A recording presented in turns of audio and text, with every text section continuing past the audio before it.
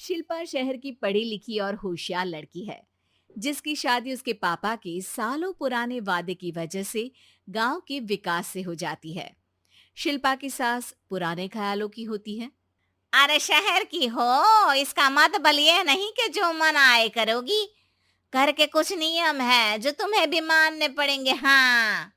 Mummy, मुझे रीति रिवाज से कोई दिक्कत नहीं है, पर ऐसे नियम जिनका कोई मतलब ना बने, वो तो गलत है। हाय, देखो तो।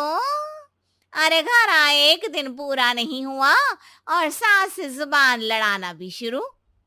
नहीं हो, बहू हो, अपनी हद में रहना सीख लो। हाँ। इतने में विकास भी वहां आ जाता है। माँ, मुझे लगता है शिल्पा को घर रहने की जगह दुकान चलना चाहिए। इसकी नई चीजों की समझ और सोच हमारे बिजनेस के लिए बहुत अच्छी रहेगी। बेटे की बात सुनकर माँ को बहुत गुस्सा आ जाता है।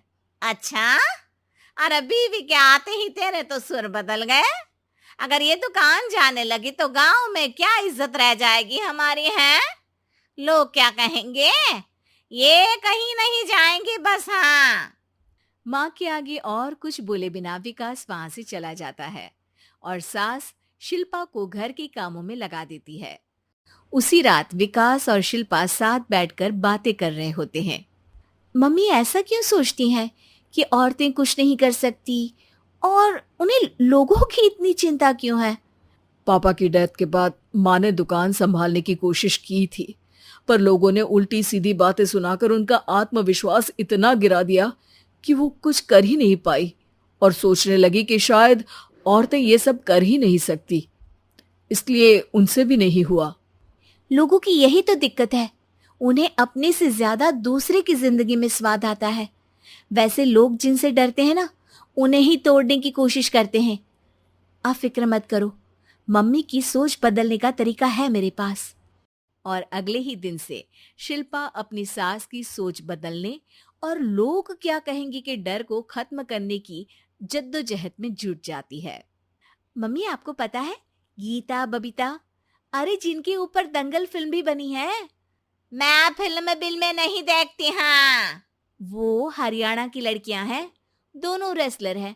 उन्होंने जब ये शुरू किया था ना, तो लोगों ने बहुत बातें बनाई, बुरा भला बोला, मजाक भी बनाया, लेकिन उन्होंने ना किसी की सुनी, ना अपने ऊपर से विश्वास खोया और ना ही हार मानी। और देखो, आज किस मुकाम पर है। अरे तो ये सब मुझे क्यों सुना रही है। हाँ। नहीं नहीं, बस ऐसे ही, हमें अपने आसपास की खबरें तो रखनी चाहिए ना। ऐसा कहकर शिल्पा अपनी सास को सोच में डालकर वहां से चली जाती है। अब शिल्पा हर दिन दुनिया के अगेंस्ट अपनी हिम्मत से सक्सेसफुल बनने वाली लड़कियों की कहानी अपनी सास को सुनाने लगती है। इसी तरह कुछ समय बीत जाता है। और माँ, आजकल बहुत चुप चुप रहती हो, सब ठीक तो है ना? बस कुछ सोचती रहती हैं, इसीलिए ज्यादा बोल नहीं पाती। ऐसा क्यों अम्मा, कोई दिक्कत है क्या? अरे तेरी पत्नी ही दिक्कत है? मैंने क्या किया? अरे रोज मुझे कुछ समझाने के मकसद से एक नई कहानी सुनाती है, पर खुद नहीं जानती कि मुझे सब पहले से पता है। हाँ। तो फिर दिक्कत क्या है माँ? लोग क्या कहेंगे? अरे उनका तो काम ही है कुछ ना कुछ कहना। आप ये सोचो कि उन्हें नजरअंदाज करके हम साथ मिलकर किस ऊंचाई पर पहुंच सकते हैं। बेटे और बहू की बातों से सोच में पड़ी माँ वहां से चली जाती है। अगली सुबह सबसे पहले तैयार सास आवाज लगाकर बेटे और बहू को बुलाने लगती है। अरे कहाँ सोते पड़े हो दोनों? किसी को घर में कोई काम नहीं है क्या? हाँ। सास की आवाज सुन शिल्पा भागती हुई कमरे से बाहर निकल आती है, जिसके पीछे विकास भी बाहर आ जाता है। मम्मी, आप इतनी सुबह तैयार होकर कहाँ जा रही हैं? अरे किसी नई शुरुआत से पहले भगवान का आशीर्वाद बनता है या नहीं? मैं सीधा दुकान जाऊंगी, तुम काम निपटा कर आ जाना है। सास की बात सुन शिल्पा और विकास खुशी से फूले नहीं समाते। ये हुई ना मेरी माँ वाली बात।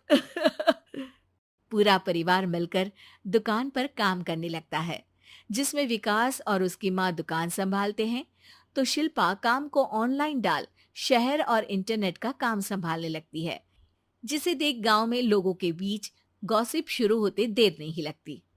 और क्या विकास भाई, अकेले काम संभल नहीं रहा था तो नौकर रख लेते। और तो को यहाँ लाने की क्या जरूरत थी। इन्हें घर में जो काम बोलो वो तो सही से करती नहीं, यहाँ आकर तो तुम्हें डुबा ही देंगी। अरे भाई साहब, अगर आपके घर की औरतें सही से काम नहीं करती ना, तो हमें उससे कोई लेना देना नहीं। यहाँ आपकी पंचायत के लिए किसी के पास समय नहीं है। हाँ। करारा जवाब सुन बातें सुनाने आए लोग मुंह लटकाए उल्टे पैर वापस चले जाते हैं। वाह मम्मी, ये तो अब दोबारा कभी भूल कर भी यहाँ नहीं आएंगे।